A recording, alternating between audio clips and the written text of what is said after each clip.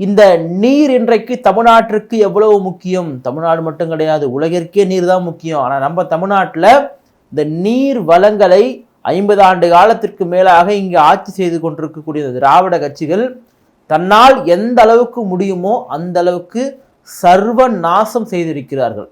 இவற்றையெல்லாம் சீர்படுத்துவதற்காக தான் அண்ணன் செந்தமிழன் சீமான் அவர்கள் தஞ்சாவூரிலே ஒரு நீராக இருந்து பேச போகிறார், ஒரு நீரினுடைய குரலாக பேச போகிறார். நீரை பாதுகாக்க வேண்டிய பொறுப்பு வெறும் தமிழ்நாட்டுக்கு மட்டுமே கிடையாது, உலகத்திற்கே அந்த பொறுப்பு இருக்கின்றது. இன்றைக்கு உலகமே நீரை ஒரு மிகப்பெரிய வியாபாரமாக மாற்றி வைத்திருக்கிறார்கள்.